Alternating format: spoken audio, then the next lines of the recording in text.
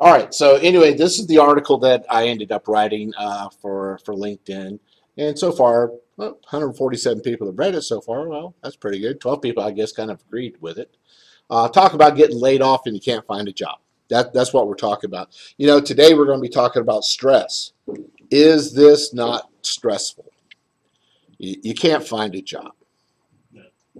And like I said, a lot of times people, they're so upset about things that they don't really spend time to analyze why it happened or what they can do about it.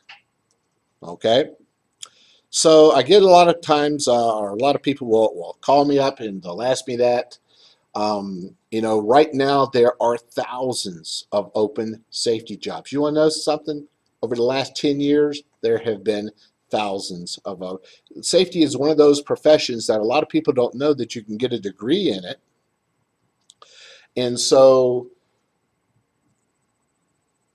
when you're out there looking for a job, you don't think about occupational safety.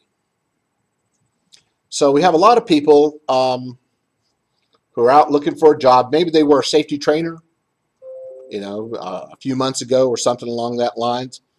We find out that we have about 3 avenues that we're going to run into. First avenue of why you don't have a job or you can't find a job is location. It is human nature for people that they're comfortable where they're at.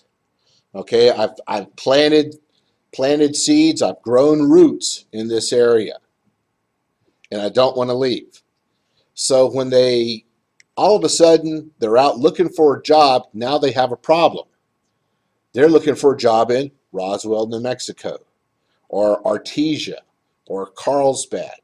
They don't want to have to drive 2 hours, 3 hours. I used to drive 4 hours to work one way every day when I first got into the safety field. That's an 8-hour day before you leave the door. That's an 8-hour day. I used to leave at 4 o'clock in the morning just to make it to my area.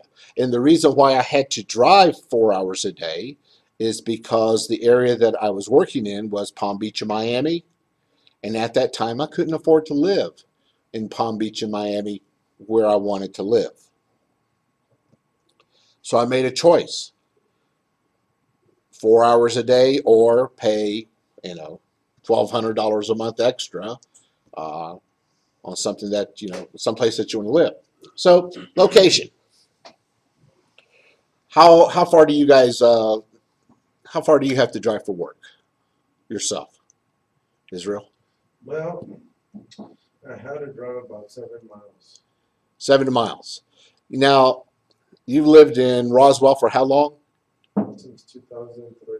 2003. Juan?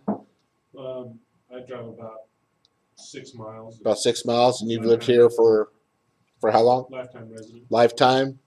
And yourself? Lived here all my life. Okay. Well, I mean, I would say differently about summer, but as of right now, like 4 miles. The campus here is at the south end of Roswell. How big of a pain is it to drive to the north end, say Walmart, for lunch? That would be hard. That's hard. It's not too bad. You know how many miles that is? You only got an hour. It's like 8 miles, 10 miles. Yeah, but I mean, if you were in a big city, that it takes approximately 12 minutes to get to the other side of town. 12 minutes in a big city, that is waiting in the elevator, going all the way down to the bottom floor, walking out to the street. That's assuming that you have a car in a big city, because in a big city you may not have a car.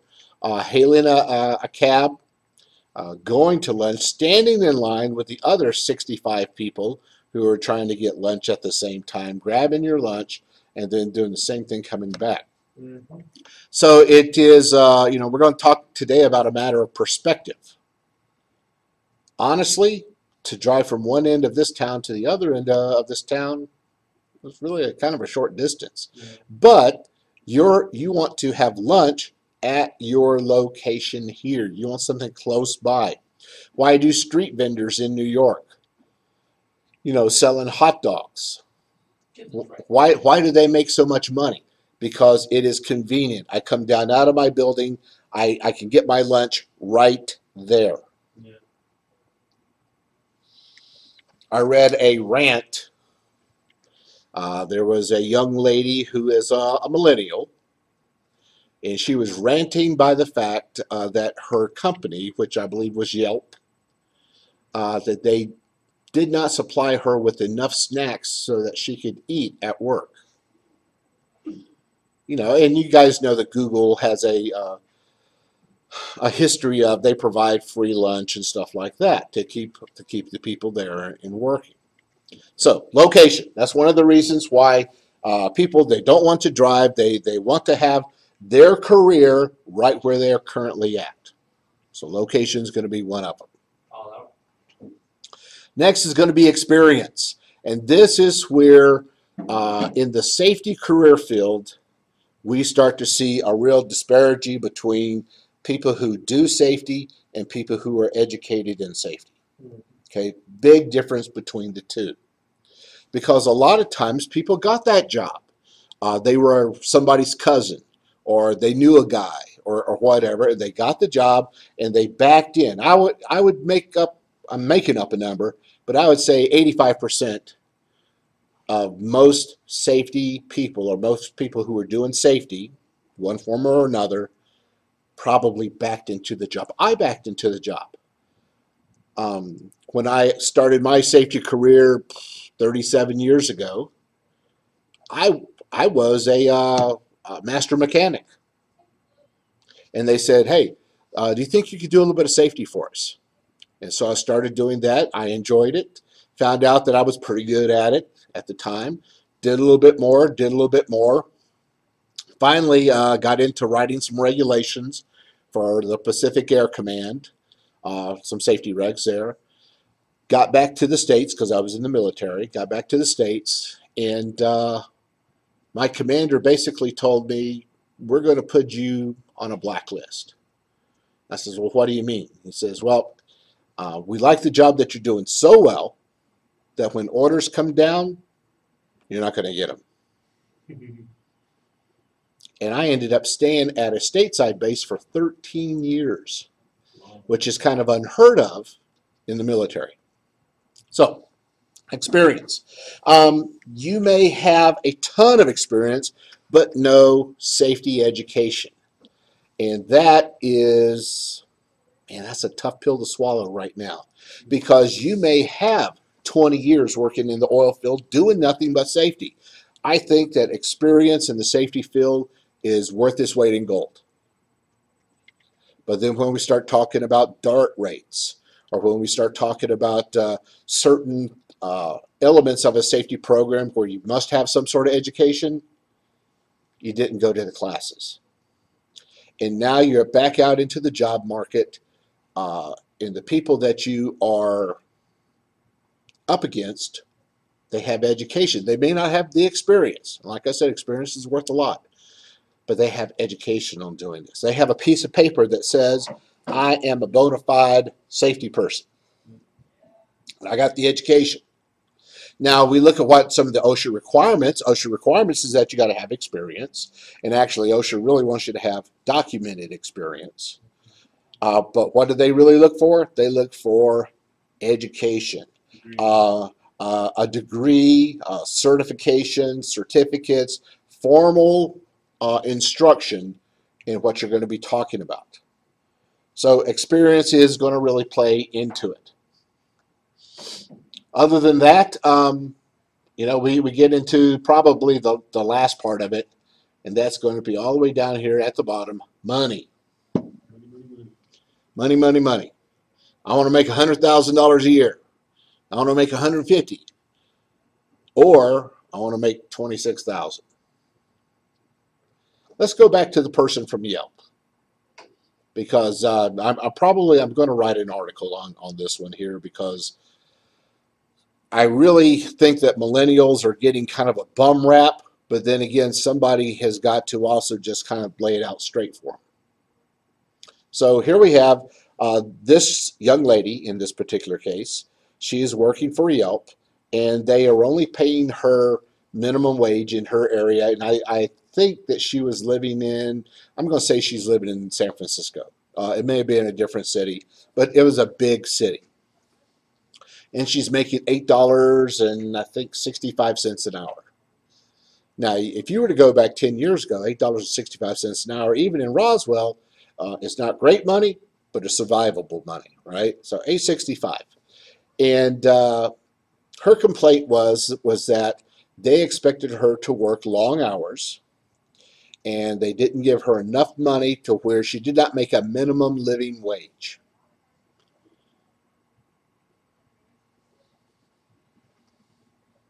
So, what exactly does that mean, a minimum living wage? In y'all's opinion, what is a minimum living wage? Well, I guess it'd be minimum wage. Not minimum wage, minimum living wage. Enough eat. to live comfortable. Or No. Comfortable. Or The, at least be the able to minimum do the things you requirement, want. like OSHA, the minimum requirement to stay alive. At least enough to be able to eat where you want to eat, or maybe go out on Sunday or Saturday night to. You know what? We'll work with that because that is really kind of a millennial expectation What's that millennial? I'm going to make enough money to where I can live where I want to live and I can eat what I want to eat. Would you agree with that? So that is what you would consider. Now you're a little bit older than a millennial. What's a millennial? Um, Somebody born in the millennium? Yes, after 2000. So you were born when, Israel? 81. 81. So like I said, you're older than a millennial. You were born when? 97. 97. So Close enough to be a millennial? yeah, you're millennial-ish. How's that? I'm between Generation X and that millennium stage. I'm right. Okay. Like I grew up without electronics, but I kind of grew up with them. You know? Well, one thing that I noticed this last week, I noticed is that whenever it comes to millennials, uh, they do a lot of stuff on YouTube and Facebook and stuff like that. Twitter and Yeah. text all the time. That's what we had before Google came out. I saw someone selling encyclopedias the other day, so yes, Oh, wow. a lot of people don't realize what an encyclopedia is and looking stuff up. But anyway, back to what we were talking about. So minimum living wage. Now you currently have a job, but let's make the assumption that you do not have a job. And you're going to go out and find yourself a job that will pay you a minimum living wage, where you can eat where you want and live where you want. Would you consider that you live in a fancy house right now? No. Okay. Do you drive an expensive car? Average. Average. Okay. And would you, now, because we're in Roswell, New Mexico, the restaurants around here are really there are no fancy restaurants. Radio. They're average, basically. So could you survive on $8.65 an hour living in Roswell, New Mexico? What that is? Like living wage? No, I don't think so. That's not what I asked. No. Could you afford your lifestyle right now on $8.65 an hour? No. No. Okay. So, but that's all the job that you have right now. What are you going to do? Suck it up and keep chugging You cut. and try to get some kind of You put Education needs in the before meantime. wants. That's what you do. You put needs before wants. Okay. Because I want to go out to eat, but do I need to go out to eat? No, I can just make something at home. you reprioritize. You Okay. get a second job. 'Cause That's the I'm problem gonna about the adult workers, and I know they want all this stuff, but they're not gonna get it. They just right now what they need is to maintain all their bills and do all this, but what they're trying to get right now is they're wanting to find a job that can still pay for all the toys and buy all these luxury things. That's the problem with adult workers right now. They're wanting more than they're needing.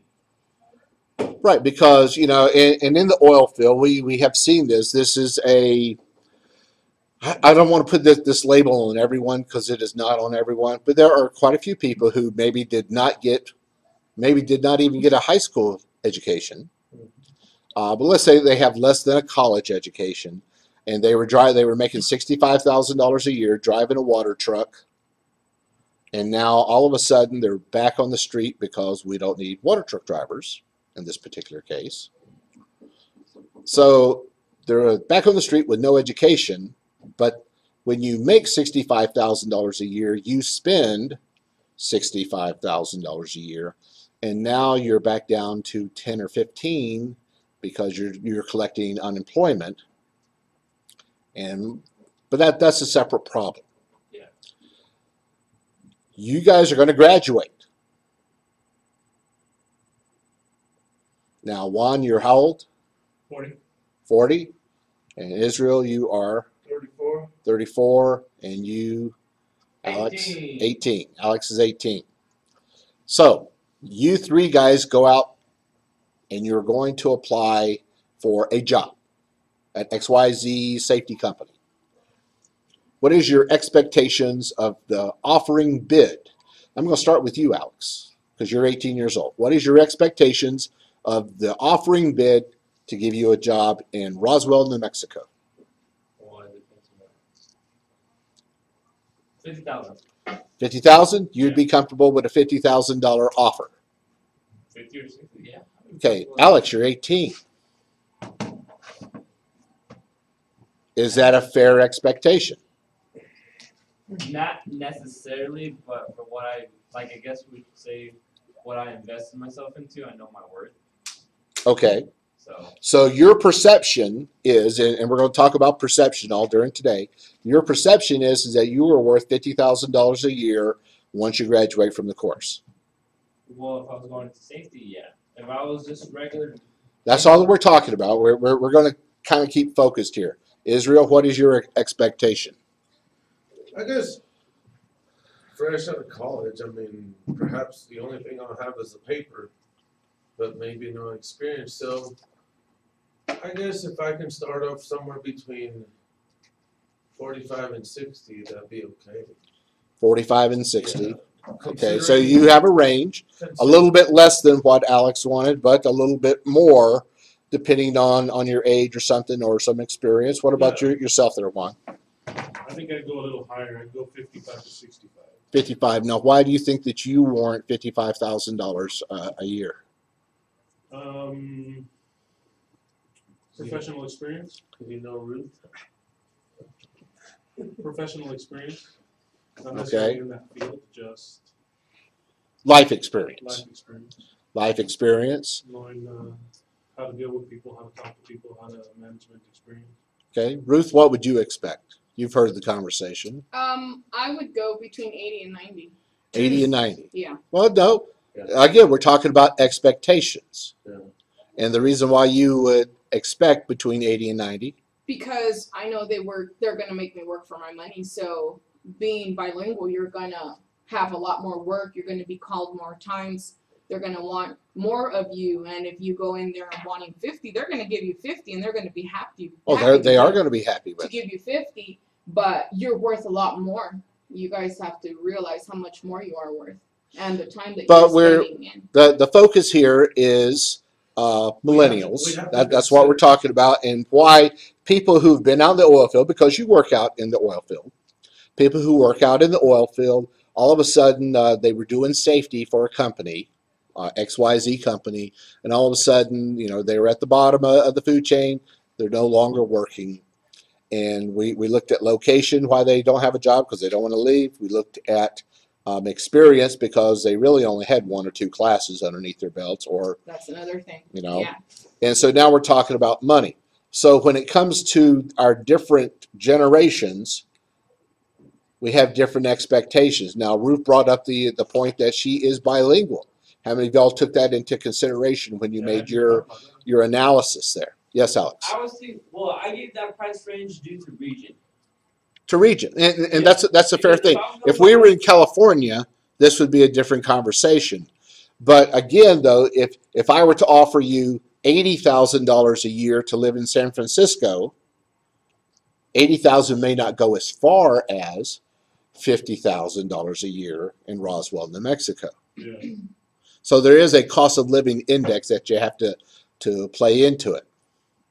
So to kind of sum this all up, when it comes to money, you need to take your experience, you need to take your education, the fact that you are bilingual, the fact that maybe there is a higher demand in Roswell, New Mexico for a Spanish speaking safety person as opposed to if I was in Wisconsin. Mhm. Okay, there may not be a high demand for Spanish speaking safety people in Wisconsin. And in that particular case, I would have to lower my expectations. But a lot of times people, they have been given, I want to say that they actually have blinders on because they don't have real expectations. What does that mean, real expectations?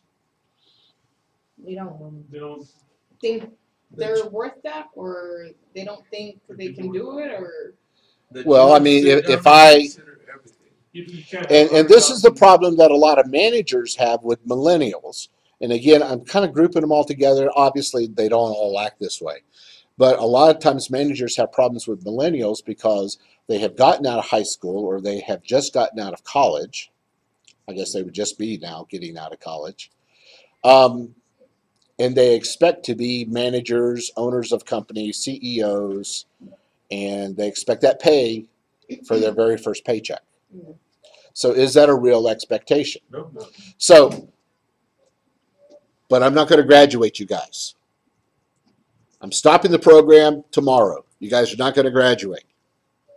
And next Monday, you have to go out and get a job. Now, what is your expectation?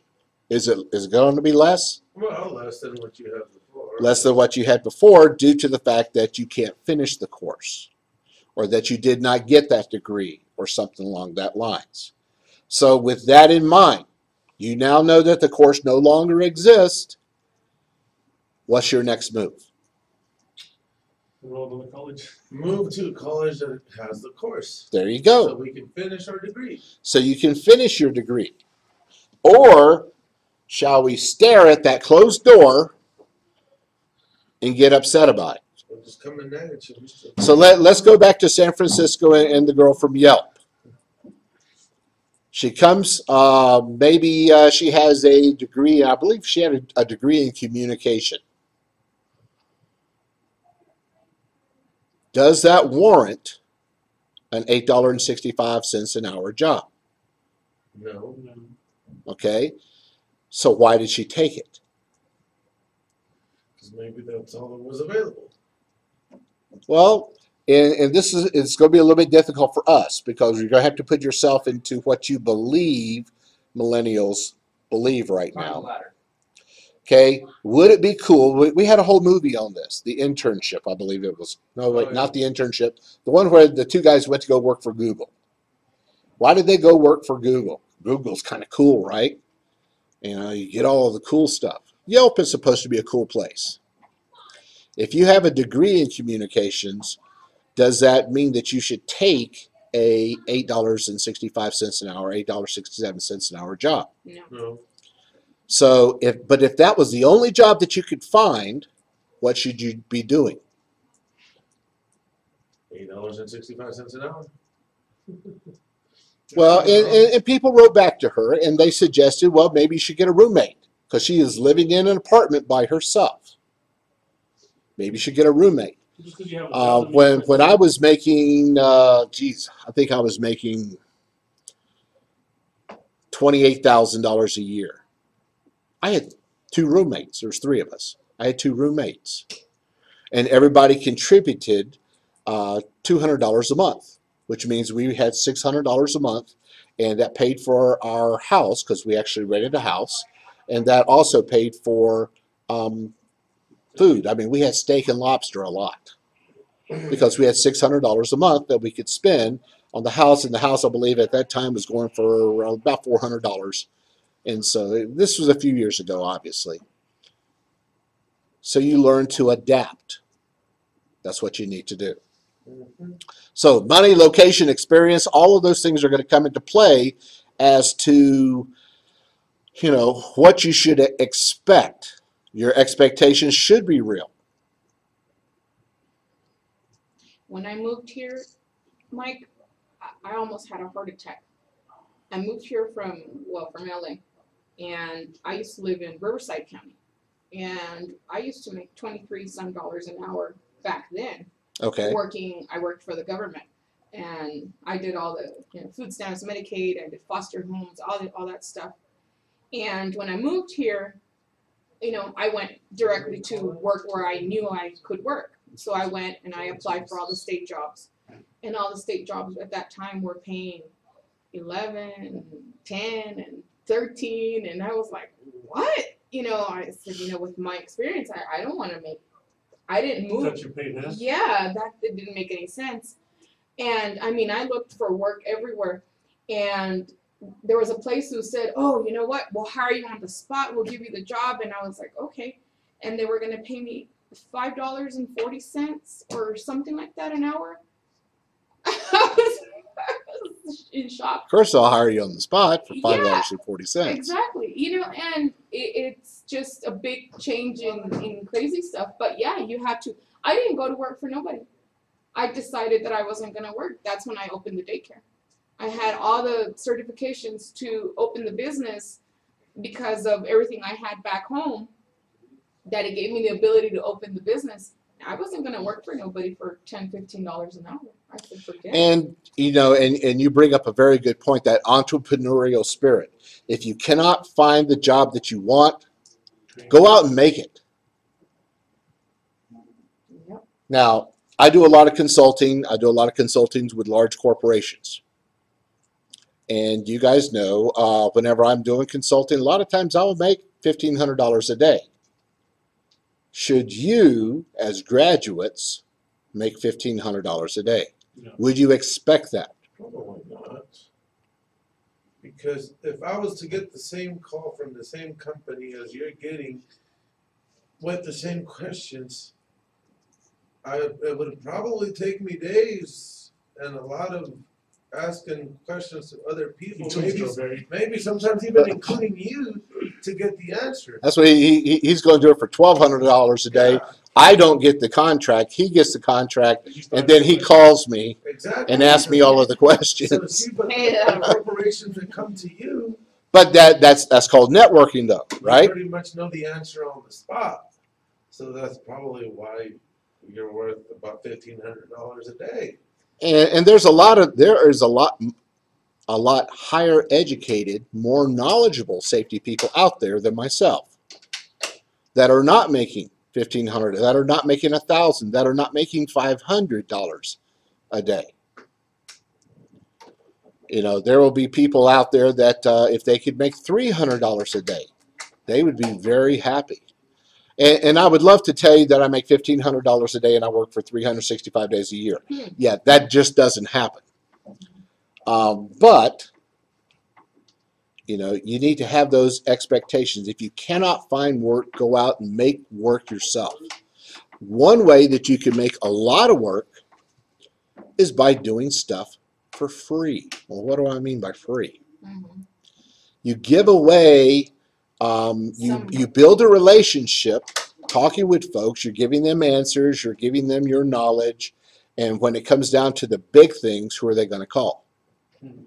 Well, hopefully they're going to call you. You've built that relationship.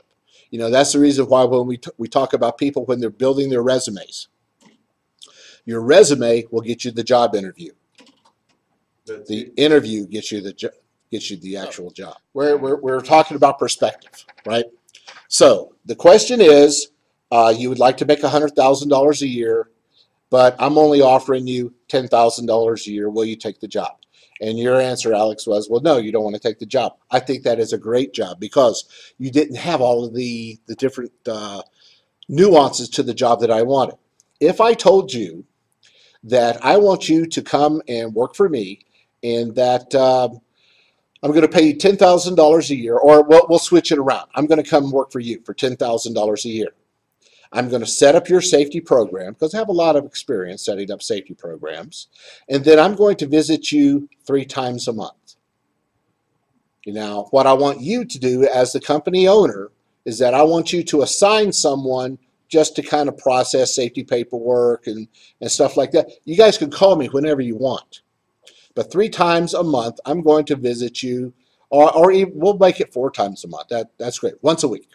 I'm going to come and I'm going to visit you. I'm going to give your guys a safety briefing. We're going to talk about some current topic. You as a company owner, does that sound like a pretty good deal? $10,000, that's less than $1,000 a month. I'm running your program. I set your program up, and I come and give you a briefing once a week. Now, we put it in that perspective, yeah, because that means you got time to go. Right. Now, do you think that you could do the same thing for 10 other companies? So that means that in a 5-day work week, you got to hit 2 companies every day. Do you 3 hours think apiece. 3 hours apiece? Do you think that you could do that? No, now it's. All right. So 10 times 10,000 is $100,000 a year. Used to have a sign company many years ago, and the one lesson that I learned 2 lessons while running the sign company. Well, actually 3. The third lesson is there's somebody's always who's willing to do it cheaper, but we're not talking about that. But anyway, the 2 lessons is that I had a guy tell me, he says, Mike, he says, you know what? He says, you sell more hamburgers than you do steak. What does that mean? Make it more Would you accessible. rather own Ruth Chris, which is a very expensive steakhouse, or would you rather own a local McDonald's? McDonald's. McDonald's makes a lot more money than Ruth Chris does because people can afford it more, so they buy more. The second thing that they taught me was no. Learn to say no. Learn to say no. There are some jobs that you don't want. You don't need every job. There are some jobs that you just don't want. When I send you guys out there, you now have your degree in hand. You're going out into the workforce. When you go to that interview, there's 2 things that you need to do. You need to really impress them, and you need to interview that company, because there are some companies that you don't want to work for.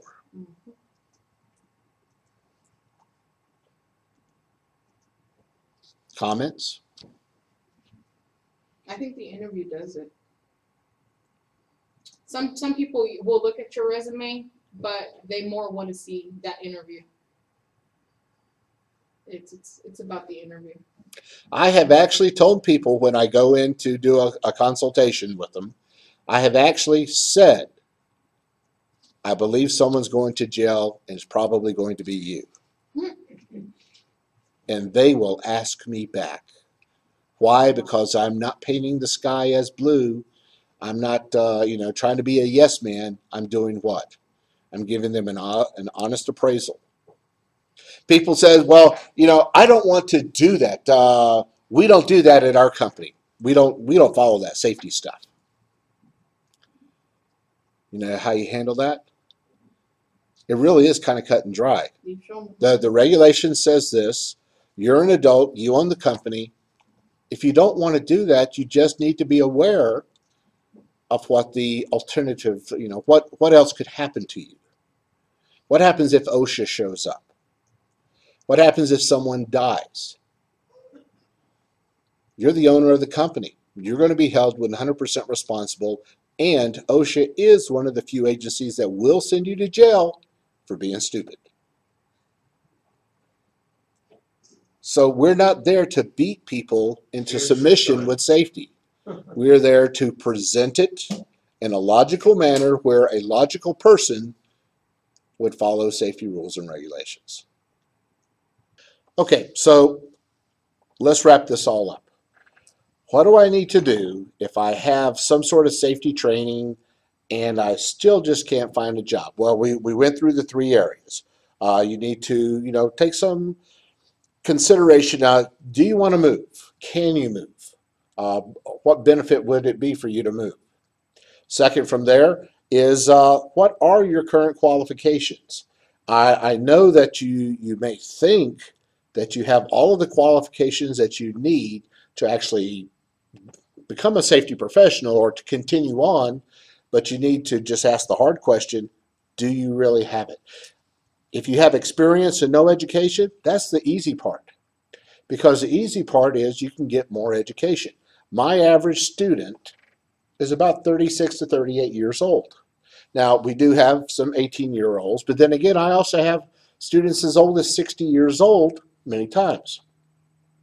So what you need to do is to look at, what can you afford, um, or what training is available. There are many great places to get training and education in the safety realm. That's one of the reasons why, as the director of the National Center for EHS Education, we offer not only a degree, but we offer 4 different certifications when it comes to safety. And certifications, that's the letters behind your name. We also offer our degree 100% online.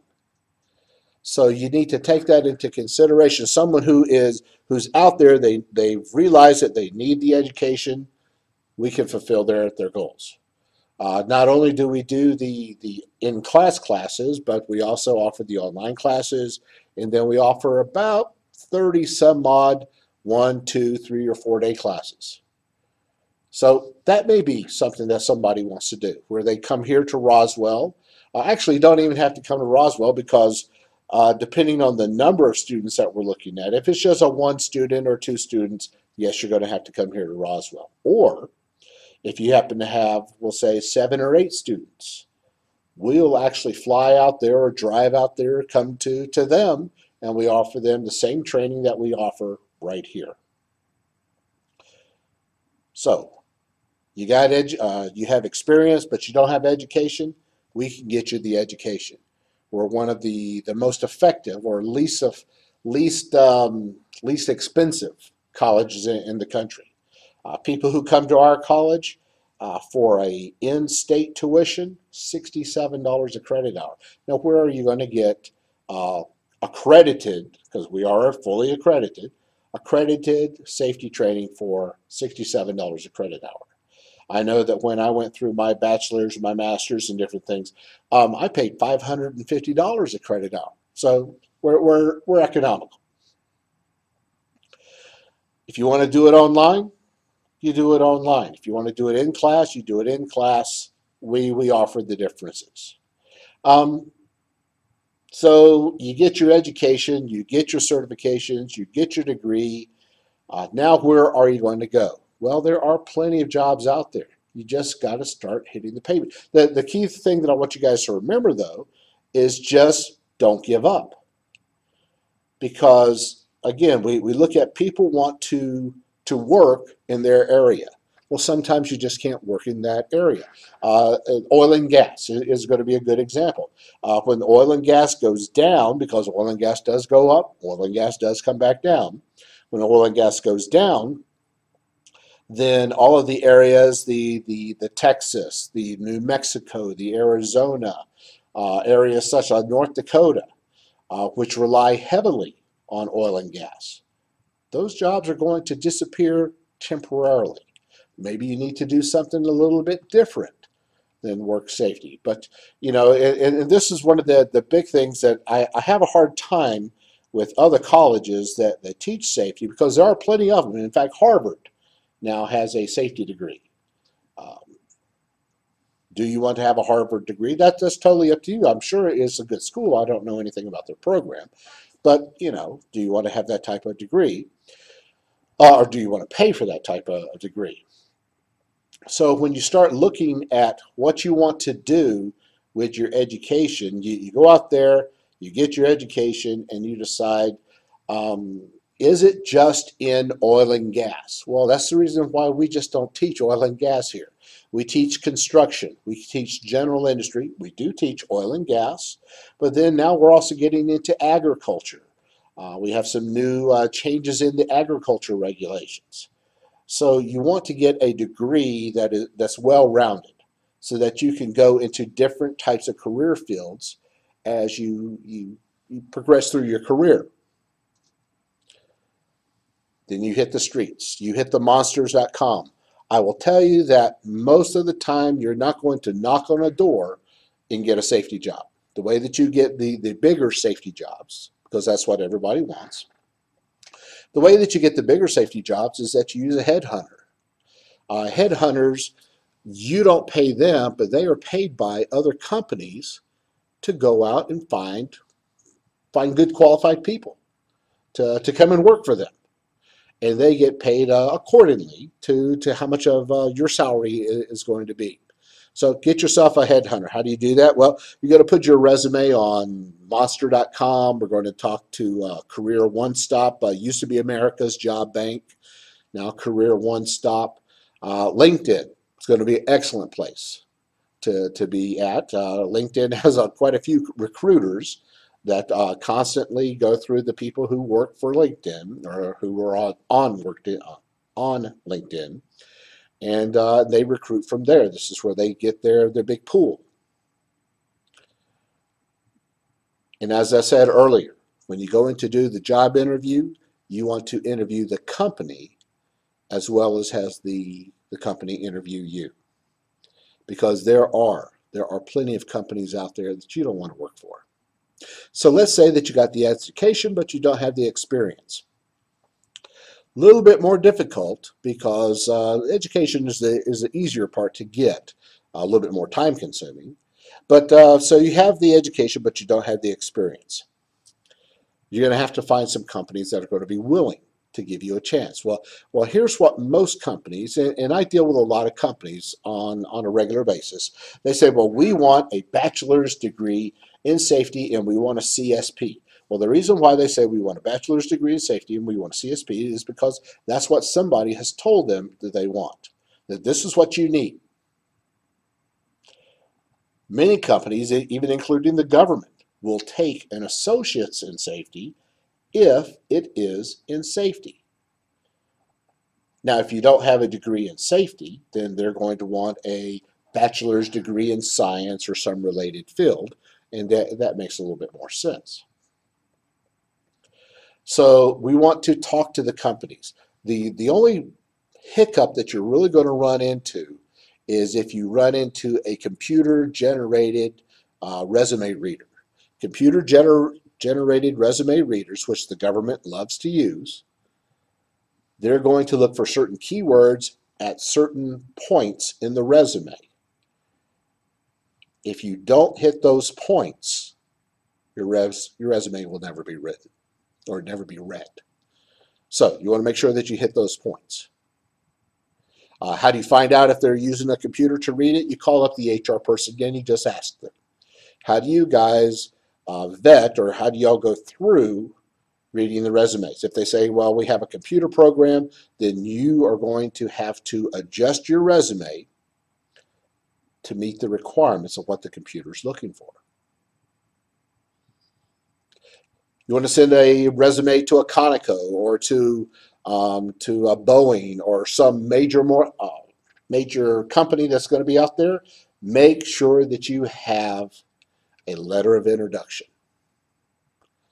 If you just send in a resume, especially an unrequested resume, a lot of times they don't get read. So, letter of introduction. You want to make sure that it is good. It tells about you. This is going to be the narrative part of your resume. That's the letter of introduction. It's the narrative. That's the part where we tell the story as to why you should hire me, because I'm the best safety guy out there on the planet. Your resume should not be in narrative format. It should cover A, B, C, D. It could be sequential. It could be chronological. It all depends. There is a book out there I read many years ago, excellent book on writing resumes, called Damn Good Resume. Small book. I would strongly suggest that you pick that up if you want to learn how to correctly write your resume. Never lie on your resume, because you'll always get caught. And that's the last thing that you want to have happen, is that now you have finally got that $60,000, $70,000, $80,000 job, and you find out that they read your resume and they checked up on you and they found out that you lied. So never lie on the resume. So to finish this up, we've talked a lot about the different ways that safety folks can go out there, find jobs. Some of the problems that you have, they're just going to take some work. Again, I want to leave you guys with this. Don't give up. You keep hitting the streets. I have students who have graduated from my course within a couple years. they're 80,000, 90,000. I even have one that graduated about 4 years ago, young guy, making well over 100. If you speak Spanish, make sure that people know that, because a Spanish-speaking safety person, you write your ticket, because there is a glut of people who they need the safety training, but they need it done in Spanish. If you don't live in this in New Mexico or in Texas or in an area where there's a large or predominant Hispanic population, you learn to find out, well, who's going to be the people in that area. Let's say if you were down towards North Florida, maybe Vietnamese. There's a lot of Vietnamese that are there. So maybe you should learn Vietnamese. It all depends really where you want to work. But in general, Spanish speaking, you're going to find tons of work also. So with that, we'll close. If you guys want to talk to me a little bit more about this a little bit later on, we'll go ahead and do that. But we'll go ahead and we'll get into the lessons. I'm glad you guys come up with the questions. I mean, as always, you can always call me, you can email me or whatever. But anyway, feel free to always ask me questions, because, my job is to make sure that your job gives you the rewards that you deserve, because you've earned them.